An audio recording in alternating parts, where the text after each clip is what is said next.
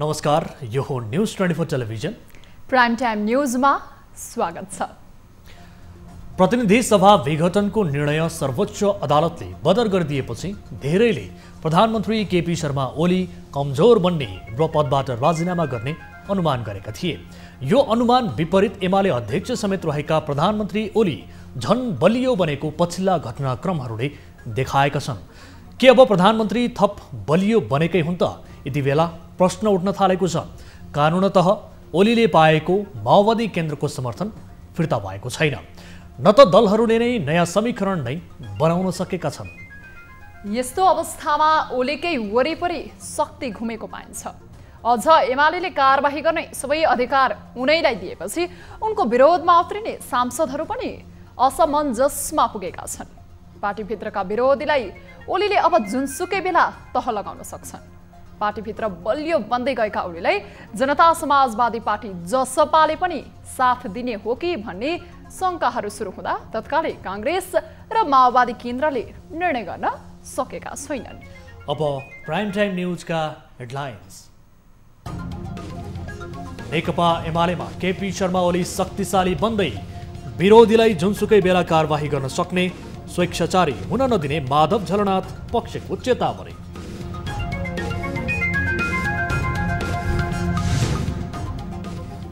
सरकार र पार्टीलाई केपी ओलीले मनपरी ढङ्गले चलाउन खोजेको झलनाथ खनालको आरोप। ओलीका पछिल्ला कुनै पनि निर्णय आफूहरूलाई मान्य नहुने। छिमेकी मुलुक भारतमा कोरोना भाइरसको संक्रमण बढ्दो, नेपालमा पनि जोखिम, सीमा क्षेत्रमा सतर्कता अपनाइयो।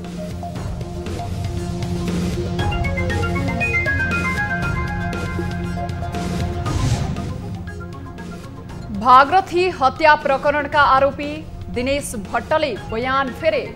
धम्किआएपछि हत्या गरेको भन्न बाध्य बनेको उल्लेख। स्वीकार कर रहे थे और तुम गांव साइड पर आ गया, उषा बर्बाद। र शहीद स्मारक सी डिभिजन लिग फुटबलमा चर्च बोइज युनाइटेडको लगातार तेस्रो जित, स्वयम्भू 2-0 गोल अन्तरले पराजित।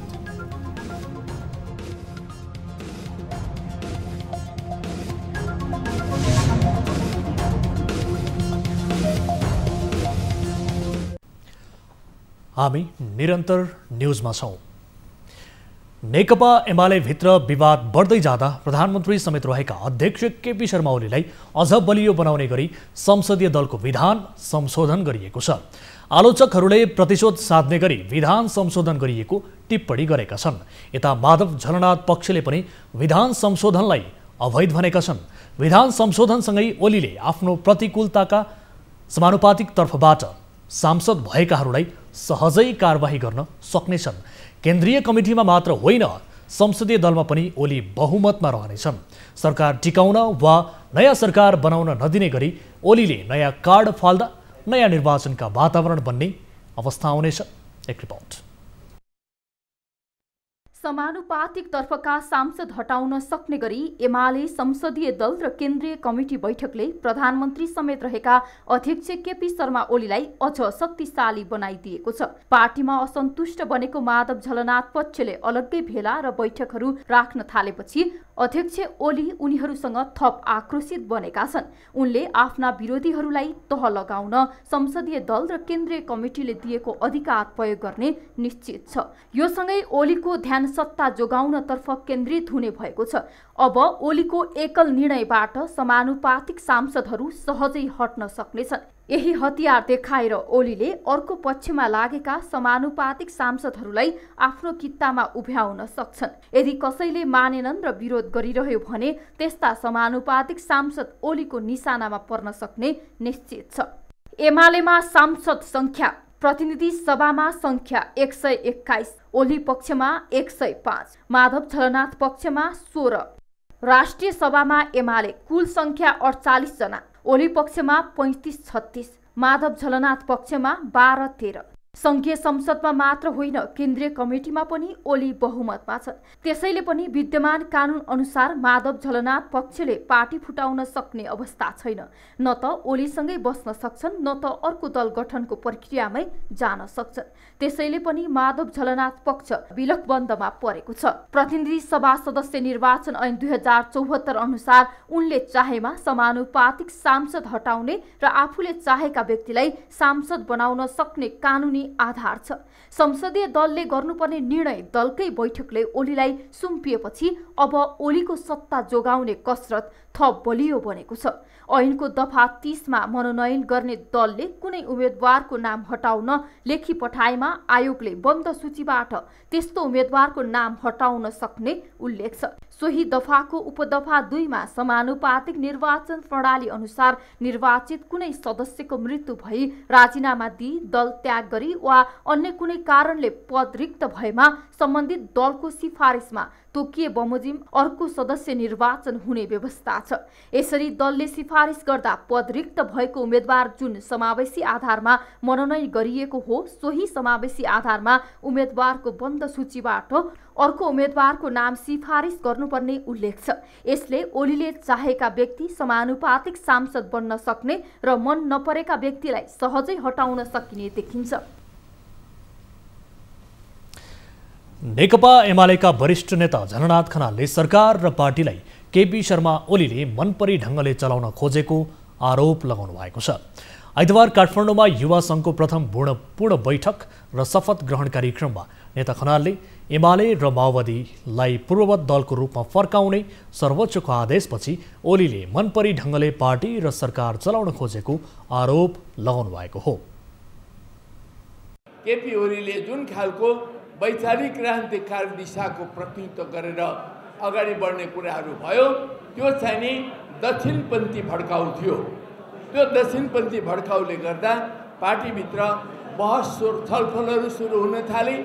हामीले त्यस खालका गलत क्रियाकलापहरूको विरोध गर्न थाल्यौँ। विभिन्न पदाधिकारीहरूलाई हटाउने, महाधिवेशन कमिटी बनाउने र विधान संशोधन गर्ने ओलीको निर्णय आफूहरूलाई मान्य हुन नसक्ने उहाँको भनाइ छ। ओलीले मन्त्री परिषद समेत एकलौटी ढङ्गले विस्तार गरेर गुटलाई प्रशय दिएको उहाँको आरोप छ। खनालले ओली दक्षिणपन्थी प्रवृत्तिमा चलिरहेको आरोप समेत लगाउनुभयो। उहाँले संसद विघटन गर्ने असंवैधानिक कदमका कारण मुलुक अस्थिरताको भुमरीमा फसेको तर्क गर्नुभयो।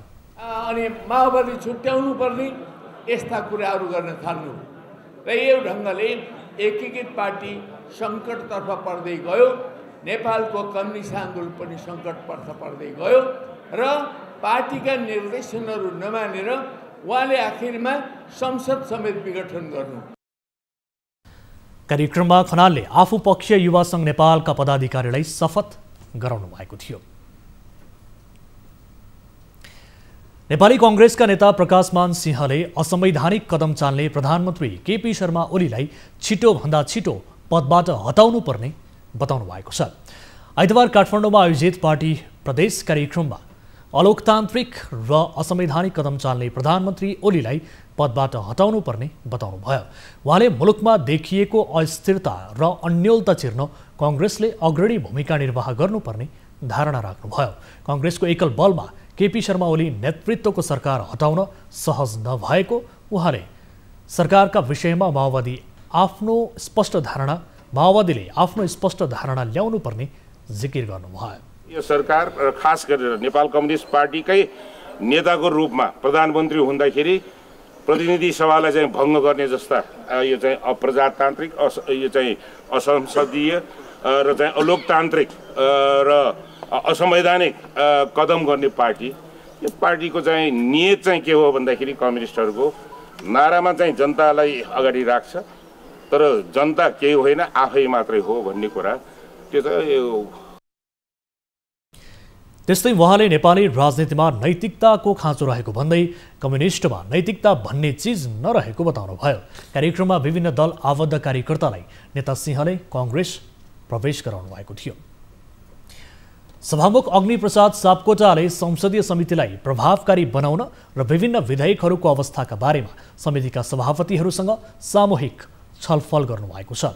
सिंहदरबारमा आइतबार प्रतिनिधि सभा पुनर्स्थापना भएपछि प्रभावकारी रूपमा संसद र संसदीय गतिविधिलाई अगाडि बढाउने भन्ने छलफल भएको समितिका सभापतिहरूले जानकारी दिएका छन्। समितिमा रहेका विधेयकहरू र सरकारलाई संसदप्रति जवाबदेही बनाउनका लागि भएका प्रयासका बारेमा पनि छलफल भएको राज्य व्यवस्था समितिका सभापति शशि श्रेष्ठले जानकारी दिनुभयो।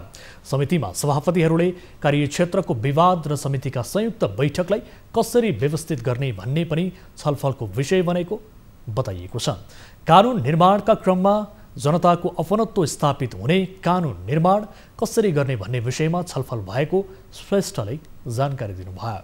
त्यसमध्ये 13 वटा विधेयकहरू पास गरेर हामीले पठाइसकेका छौँ र एउटा कारागार विधेयक छ भन्ने कुराहरूको चाहिँ रिपोर्टिङ गर्यौँ विधेयकको स्थितिमा र त्यसमा पनि 2 वटा विधेयकको स्थिति एउटा संसदमै पेश भइसकेको नागरिकता विधेयक त्यो अत्यन्तै चाहिँ जनताको प्रत्यक्ष सरोकारसँग जोडिएको विषय हो, यसलाई छिटो गर्नुपर्छ भन्ने कुराहरू पनि गरियो।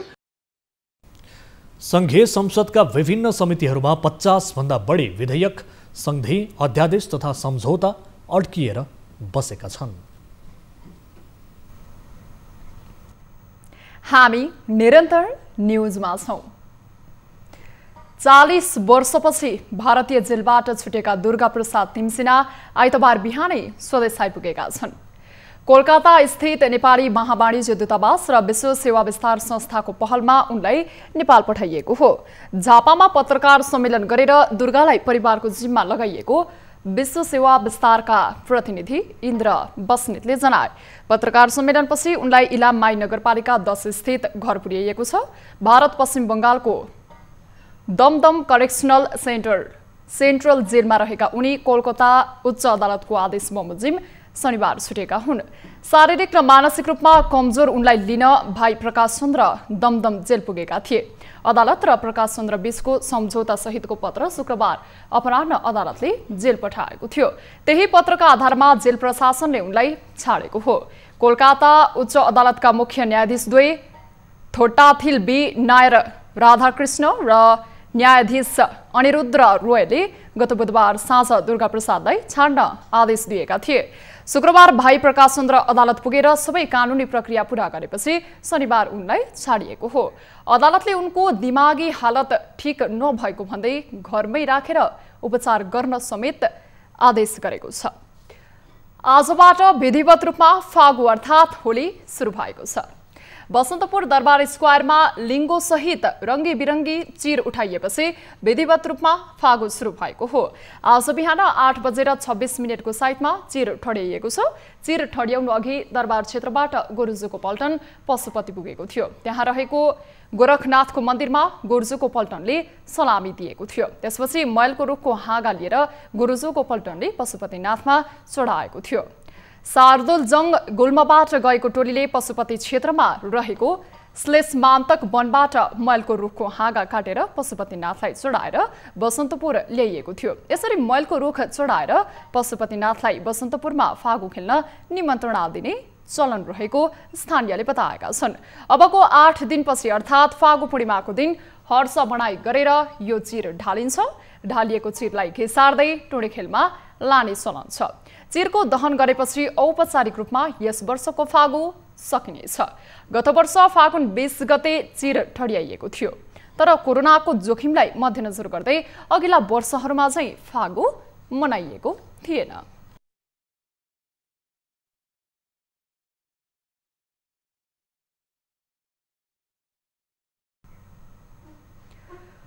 कोरोना संक्रमणको दर बढ्न थालेपछि स्वास्थ्य मन्त्रालयले सभा, जुलुस, भेला, र्याली, बैठक तथा जमघटमा रोक लगाएको छ। स्वास्थ्य मन्त्रालयले आइतबार विज्ञप्ति जारी गर्दै सभा जुलुस गर्न रोक लगाएको हो। भारतमा कोरोना संक्रमण बढ्न थालेपछि नेपालमा पनि संक्रमण फैलिने जोखिमलाई मध्यनजर गर्दै पुनः सतर्कता अपनाउन आग्रह गरिएको मन्त्रालयले जनाएको छ। एक रिपोर्ट। छिमेकी देश भारतमा कोरोना संक्रमण पुनः बढेसँगै सरकारले नाकामा कडाई गर्ने र भारतबाट नेपाल आउने शंकास्पद नागरिकको नाकामा एन्टिजेन परीक्षण गर्नुका साथै पुनः क्वारेन्टाइन सक्रिय बनाउने तयारी समेत गरेको छ। स्वास्थ्य मन्त्रालयले विज्ञप्ति निकाल्दै सामाजिक भौतिक दूरी, मास्कको अनिवार्य प्रयोग तथा साबुन पानीले राम्रोसँग हात धुने, सेनिटाइजरको प्रयोग लगायत जनस्वास्थ्यका मापदण्ड पालना गर्न आग्रह गरेको छ। एपिडियोमियोलोजी तथा रोग नियन्त्रण महाशाखाले पनि कोरोना संक्रमणको दोस्रो लहरको जोखिममा नेपाल रहेकाले सबैलाई सावधानी अपनाउन आग्रह गरेको छ। सर्भिलेन्स रोग निगरानीलाई चाहिँ एकदम घनीभूत रूपले अगाडि बढाउने, कन्ट्याक्ट ट्रेसिङलाई अगाडि बढाउने, समुदायले आवश्यक पर्यो भने समुदायको, स्वास्थ्य संस्थाको, अस्पतालको समन्वय र सहकार्यका लागि सबैलाई अनुरोध पनि हामीले गरेका छौँ। साथै जनस्वास्थ्यका मापदण्डहरू पालना गर्नलाई पनि सबैलाई पुनः जोड दिँदै अनुरोध गरेका छौँ। भारतमा पछिल्लो 4 महिनामा सबैभन्दा धेरै दैनिक संक्रमण शनिबार पुष्टि भएको थियो। शनिबार भारतमा 40,953 जना संक्रमित भएको पुष्टि भएको थियो। पछिल्लो हप्ता भारतमा छिटो सर्ने प्रकारको कोरोना भाइरस भेटिएको र संक्रमण बढ्दो क्रममा रहेको छ। खुल्ला सिमाना भएकाले नेपालमा पनि संक्रमणको जोखिम बढेको छ। मुम्बईमा शनिबार 2,982 जनामा संक्रमण पुष्टि भएको थियो। खोप लिने बित्तिकै शरीरमा कोरोना भाइरस विरुद्ध एन्टिबडी नबन्ने कारण खोप लिएका व्यक्तिले पनि अहिले सावधानी अपनाउन आवश्यक छ। खोपको दुवै मात्रा लिएको केही महिनापछि मात्रै कोरोना संक्रमण विरुद्ध लड्ने एन्टिबडी विकास हुन्छ र 70 देखि 80% सुरक्षित हुन सकिन्छ। त्यसैले सबैले जनस्वास्थ्यका मापदण्ड अपनाउन विज्ञको सुझाव छ। TV journalist Riya Bhandari, Kathmandu. न्युजहरू अझै बाँकी नै छन्, अहिलेलाई ब्रेक।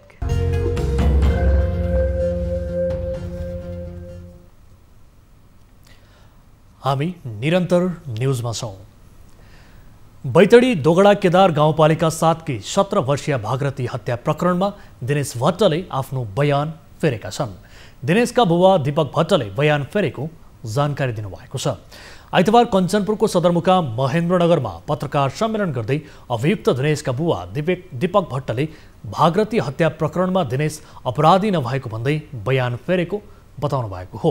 दिनेशले घटनामा आफ्नो संलग्नता नरहेको र डराई धम्काई साबिती बयान दिन लगाएको जिकिर गर्नुभयो। म गयो सर, अस्ति मेरो छोराले फोन गर्यो। फोनमा मसित भन्यो कि बुवा इसो हो, मैले अहिलेसम्मलाई अपराध स्वीकार गरिरहेको थिएँ, क्या गरिरहेको थिएँ, तम गाउँमा थिए, तमलाई माध्य होइन कि भनेर मैले अपराध स्वीकार गरिरहेको थिएँ। अहिले तम गाउँ छाडेर आइगया, उस्याँ बर्बाद म तमलाई पहिले माध्य होइन भनेर मैले बताइन आइरहेको थिएँ। दिनेशले अपराध अस्वीकार गर्दै अन्य 2 जनामाथि हत्या आरोप लगाएका छन्। उनीहरूले बुबा र भाइलाई मार्ने धम्की दिएर अपराध स्वीकार लगाएको दिनेशको आरोप छ। आफू विद्यालयबाट घर फर्कदा भागरथीका हत्यारा देखेको र उनले आफ्नो घाँटीमा चक्कु राखेर अपराध स्वीकार गर्न बाध्य बनाएको बताएको भट्टले जानकारी दिनुभयो। सर मेरो दिनेश चक्कु लगाउनु यहाँ म डर गयो, म नाइ भनौँ भनेर कहीँ नाइ भनौँ, कसैका नाइ भनौँ, मलाई जन मार भनेर मेरा चेलाले भन्यो। ल ठिक छ भनेर चक्कु छाडिदियो। अब उस पछाडि घरमा आएर झाएर तपाईँ भनौँले कसैका मेरो नछेड ल भने त अपराधीले जहिले मेरो चेलाले चिन्ने, मेरो छोराले चिन्ने छ। 2 जना थिए, 2 जनामध्ये चिन्यो, एकलाई नाइ चिन्नेको। दिनेशले हत्याराको आरोप लगाएका 2 जनामध्ये 1 जना ओडा कार्यालयको कर्मचारी रहेको र अर्कालाई नचिनेको दिनेशका बुबाले बताउनुभयो। बलात्कारपछि हत्या अभियोगमा दिपायल स्थित बाल सुधार गृहमा रहेका दिनेश भट्टले फोन सम्पर्कमा अपराध अस्वीकार गरेपछि दिनेशका बुबा उनलाई भेट्न सुधार गृहमा पुग्नु भएको थियो। अब बिजनेस न्युज।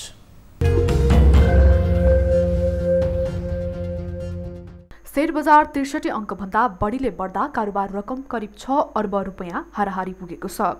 आइतबार शेयर बजारमा 63 अङ्कभन्दा बढीले बढेर नेप्से परिसूचक 2538 बिन्दुमा पुगेको हो। त्यसैगरी सेन्सिटिभ इन्डेक्स समेत करिब 10 अङ्कले बढेर 453 बिन्दुमा पुगेको छ। आइतबार शेयर बजारमा 63 अङ्कको अछाल आउँदा कारोबार रकम समेत बढेर करिब 6 अर्ब रुपैयाँ हाराहारी पुगेको हो। जीवन र निर्जीवन बीमा समूहको सूचक फराकिलो अङ्कले बढेको छ। जीवन बीमा समूह 742 46 अङ्कले बढ्दा निर्जीवन बीमा समूह 561 अङ्कले बढेको छ।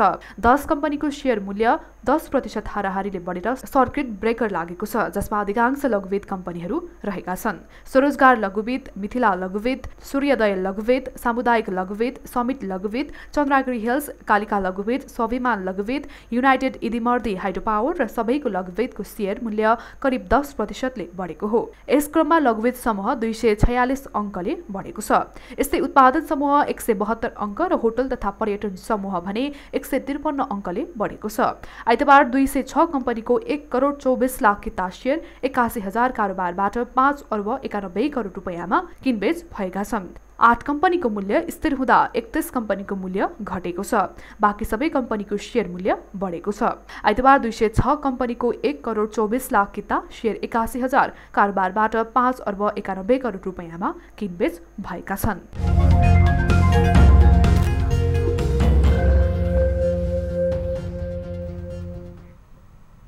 हामी निरन्तर न्युजमा छौं। अब विद्या बस्नेतका साथमा फटाफट न्युज।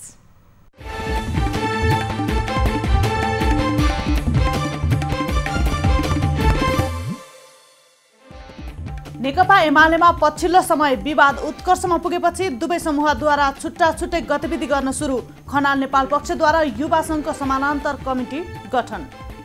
आफू सहितका नेतालाई स्पष्टीकरण सोध्ने कथित निर्णय गर्नु अवैध र हास्यास्पद भएको नेकपा एमालेका उपाध्यक्ष भीम रावलको भनाई। उक्त निर्णयले ओलीको निरङ्कुश स्वेच्छाचारी प्रवृत्तिको घोतक भएको उल्लेख। सरकार र पार्टीलाई केपी ओलीले मनपरी ढङ्गले चलाउन खोजेको झरनाथ खनालको आरोप। ओलीका पछिल्ला कुनै पनि निर्णय आफूहरूलाई मान्य नहुने। 40 वर्षपछि भारतीय जेलबाट छुटेका दुर्गाप्रसाद तिमल सिन्हा स्वदेश आइपुगे। शारीरिक र मानसिक अवस्था कमजोर, आजै परिवारको जिम्मा लगाइयो। बसन्तपुर दरबार स्क्वायरमा चिर ठडियाएसँगै आजबाट विधिवत रूपमा फागु पर्व सुरु। पशुपतिनाथलाई बसन्तपुरमा फागु खेल्ने निम्तो। नेपाल पत्रकार महासङ्घको निर्वाचन कार्यतालिका सार्वजनिक निर्वाचन कार्यक्रम अनुसार चैत्र 8 गते बेलुकी 5:15 बजे मतदाता नामावली प्रकाशन गरिने। सांसदको भ्रमण भत्ता बढाउन समिति सभापतिहरूको माग। संसदको भ्रमण भत्ता अत्यन्तै न्यून भएकाले काठमाडौँ बाहिर अध्ययनमा जान समस्या भएको उल्लेख। मानव अधिकार तथा शान्ति समाजद्वारा जातीय विभेदको जड दण्डहीनता भएको भन्दै काठमाडौँमा प्रदर्शन। दण्डहीनताको अन्त्य र सामाजिक न्यायको प्रत्याभूतिका लागि दबाव। कलङ्कीको थापा गाउँमा एक युवकको हत्या गरेको आरोपमा सिन्धुली सुनकोशी घर भएका 21 वर्षीय दिनेश थापा प्रहरी नियन्त्रणमा। भागरथी हत्या प्रकरणका दिनेश भट्टले आफू अपराधी नभएको भन्दै आफ्नो बयान फेरे। बुबा र भाइलाई मार्ने धम्की दिएर अपराध स्वीकार्न लगाएको भन्दै अन्य 2 जनामाथि हत्याको आरोप।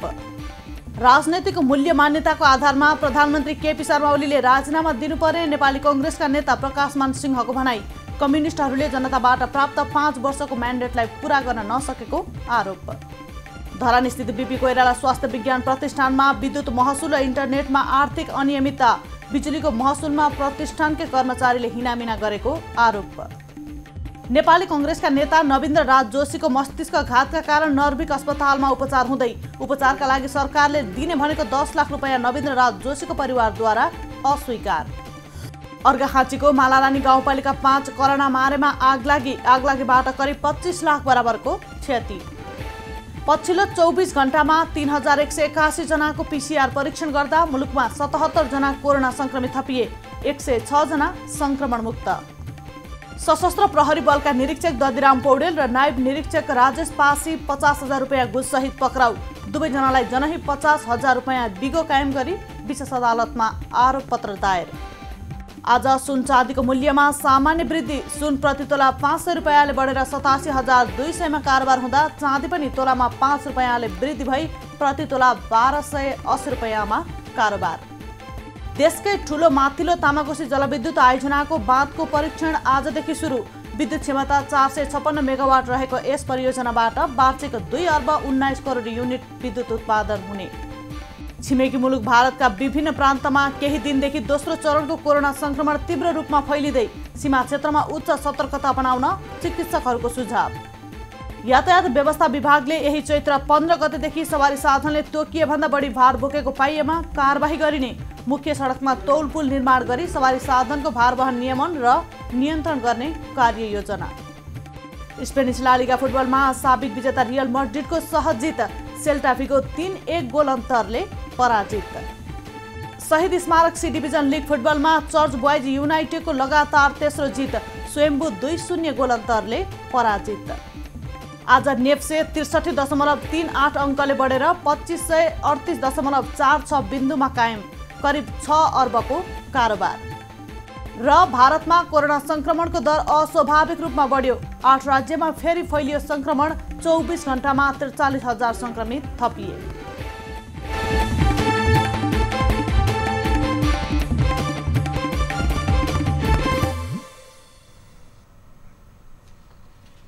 अब प्राइम टाइम न्यूज सक्नु अघि अहिलेसम्मका हेडलाइन्स पुनः एकपटक।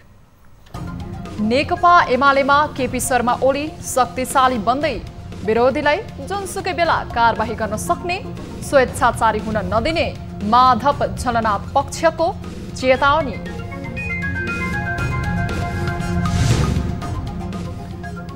सरकार र पार्टीलाई केपी शर्मा ओलीले मनपरी ढङ्गले चलाउन खोजेको झलनाथ खनालको आरोप। ओलीका पछिल्ला कुनै पनि निर्णय आफूहरूलाई मान्य नहुने भनाए। पार्टीभित्र बहस छलफलहरू सुरु हुन थाले। छिमेकी मुलुक भारतमा कोरोना भाइरसको संक्रमण बढ्दो, नेपालमा पनि जोखिम, सीमा क्षेत्रमा सतर्कता अपनाइयो।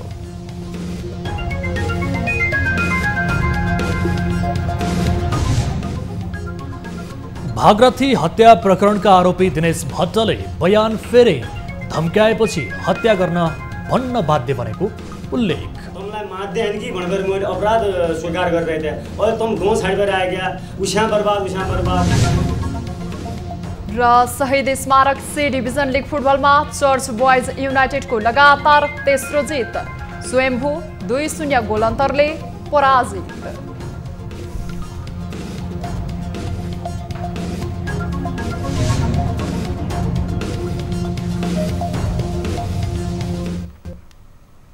प्राइम टाइम न्यूज अहिलेलाई यति नै। जाँदा जाँदै ताली र गालीका लागि हामीले यसअघिको संस्करणमा सोधेको प्रश्नको अन्तिम नतिजा यसपछि प्रसारण हुने कार्यक्रम सीधा कुरा जनतासँगमा हेर्न सक्नुहुनेछ। थप न्यूजका लागि हाम्रो वेबसाइट www.news24nepal.com हेर्नुहोला। साथै हामीलाई फेसबुक, ट्विटर र युट्युबमा पनि फलो गर्न सक्नुहुनेछ।